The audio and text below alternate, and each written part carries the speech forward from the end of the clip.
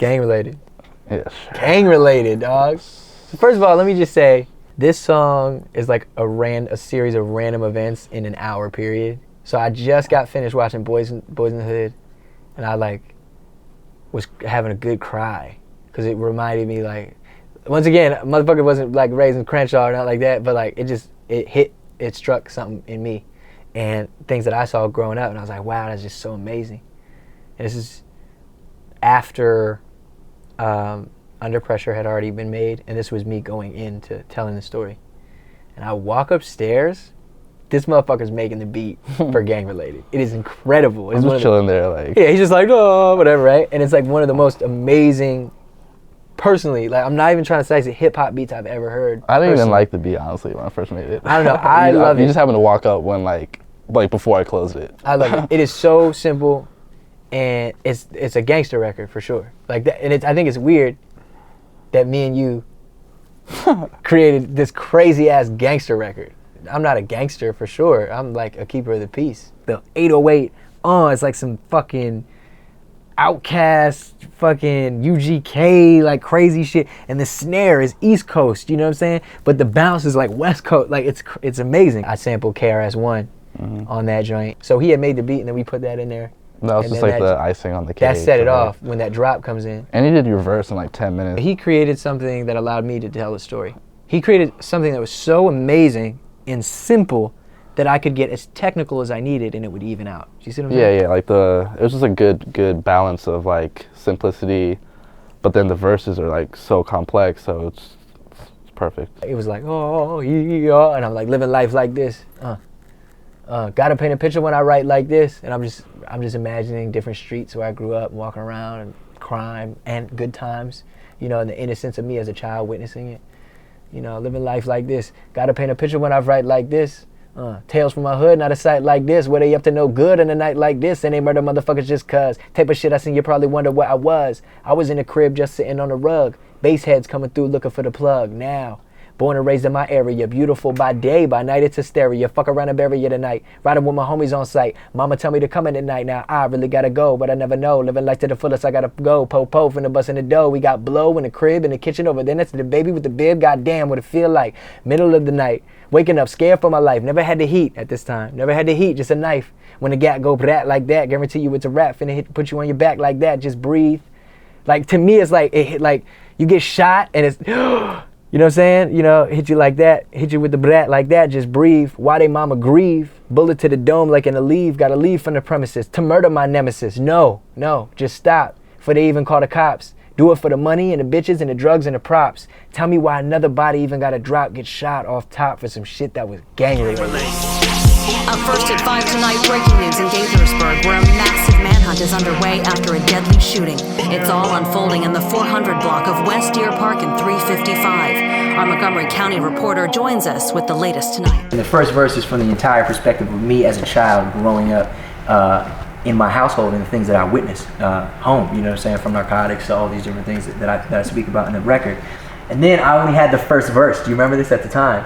And it was crazy because there was a shooting very recent in my area, because there's always been shootings like, you know, throughout West Deer Park, Gaithersburg, all types. Yeah, shit does happen in Gaithersburg. Yeah, exactly. And motherfuckers don't realize this. Like being from there, it's something that I wanted to represent. I wanted to show, like, kind of more so stop the violence. You know what I mean? Shit happens everywhere and none of it's good. And I called my brother because I knew I wanted to tell a story not only on this song but this entire album. And it's much more than just my knowledge and what I know. Because, you know, cool, you can know my story, you can know this, but I want to bring other people into the picture because I mean, there was a time when I was running around in the streets, but I wasn't doing what my brothers were doing. Yeah. You know what I'm saying? Like, I sold a little bit of weed, but they were selling crack. You know what I mean? Like, you know, I hung out late night with my homies and, you know, yeah, sure, we had a couple guns on us, but I wasn't busting them off. Like, you know what I mean? Like, so these are things that I wanted to understand, and I you know, I saw it, but I wanted to get it, and I called him and I asked him for his permission. I was like, you know, I want to tell your story because, you know, you told it to me and we've talked about it, but I want the world to hear what you've gone through, what we go through, just as normal, regular people, you know, before fame, before everything, because I want them to be able to relate. And he told me, so you got my blessings. And like for you know, kids watching this, is like, just because you hear about this stuff that that I portrayed in my life, I changed, and that's not a good road to go down. You know, I mean, you have to do stuff to survive in your life, but it's not necessarily. It doesn't have to be that. It don't have to be that. It don't have you to know, be that. always like, I've been to a lot of shot at people. So he told me a lot of shit. I thought about it for a long time, you know, hours and hours, days. And then I just wrote, and that was it. Yeah, living life like this. Hope little Bobby never fight like this. Stab a motherfucker with a knife like this. All about the money on a night like this.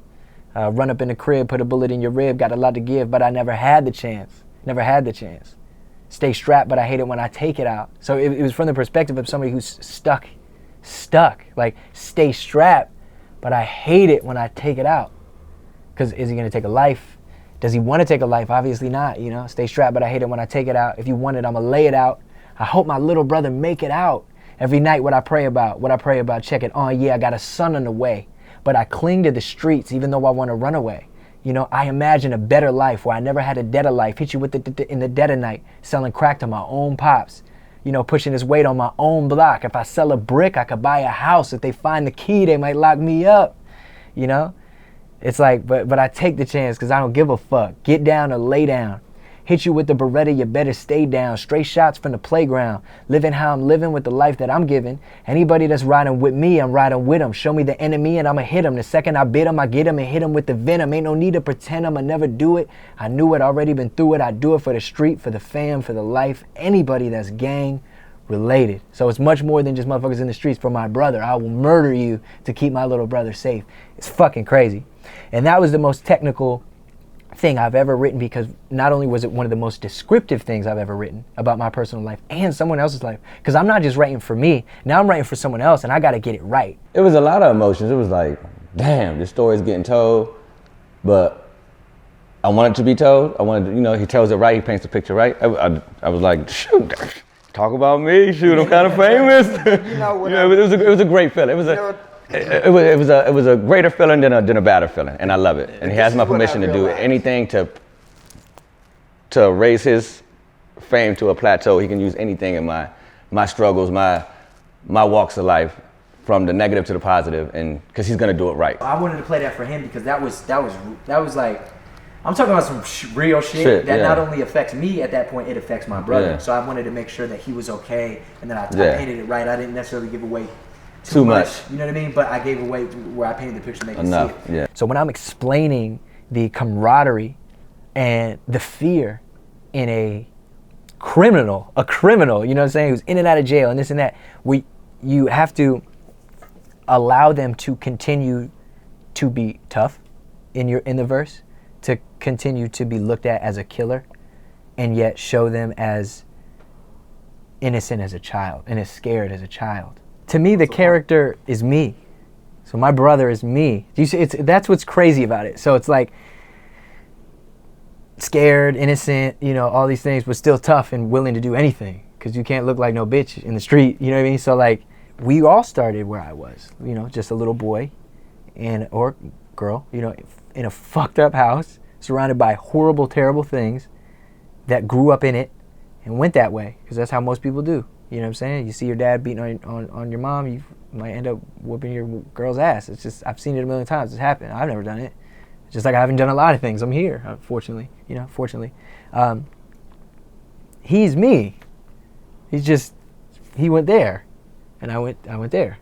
So that's why I love this, because some people, and we've even had that talk, like, oh, you know, some people might not get it. Fuck those people, man. Whoever don't get it, fuck them. Like, I don't give a shit. I don't care if somebody's like, oh, who's this white boy pretending to be like, you're so fucking ignorant that you don't even know. Like, you're not allowed to listen to this song if you're not going to take the time to even do a little bit of homework and just go, oh, Logic's name is Bobby. So that when it opens up from the second verse, living life like this, hope little Bobby never fight like this, stab a motherfucker with a knife like this, you know, from the perspective of my brother, that you know that's what I'm talking about. And that's what I love about the entire album, the authenticity, the fact that I'm not scared to talk about it, that I'm not scared to say these things and explain what I saw growing up. I think I was for a long time. I think I was even on the mixtapes. I'm like, nobody's gonna believe me. You know what I'm saying? Like, nobody will believe me. I just thought, just because of how I look, they won't believe me. And then I was like, man, fuck that shit. When I wrote it, I wanted to sound like a automatic weapon.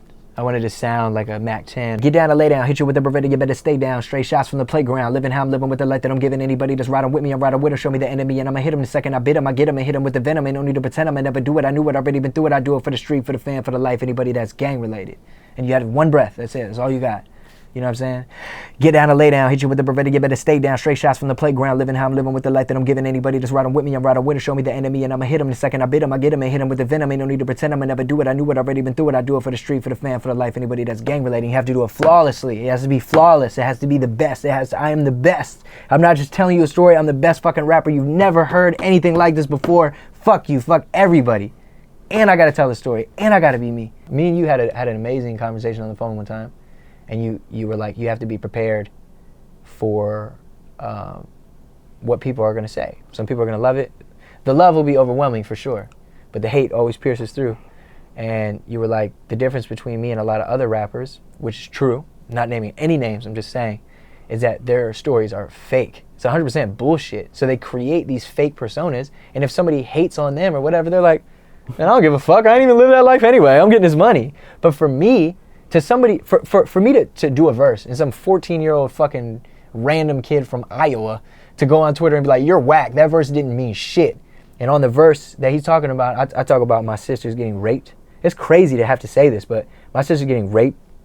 You know what I'm saying? Being there, seeing different fucked up shit in my life, watching my father smoke crack, like seeing my dad, seeing him do this, you know, like having him steal, seeing my mother on drugs, her being shipped off to a fucking mental institution, my brothers in the streets, me running around the streets, like all these things. And some kids like, hey, you're whack. That shit's, that's like, what? People are gonna say whatever they want, but I know that it's, at the end of the day, it's therapeutic, and I love it. So because I love it, and because I know it's real, and I know that it's honest, nothing you can say can hurt me. Once again, I'd rather be hated for who I am than loved for who I'm not. Well, it's a blessing to see where he's at. He deserves it. He came from a lot, you know what I'm saying? Came from the worst to the greatest to the plateau of greatness now. He deserves it. As a person that this man is now, from a boy that he was, he deserves it. None of us even had the time to even think about being positive until now. He thought about that way before. Sometimes I think it was like my big brother. Sometimes, like when I talk to him, sometimes I'm like, "Are you my big brother, nigga?" I'm like, "Who's the oldest here?" But he's a great man, man. It's something about Bobby.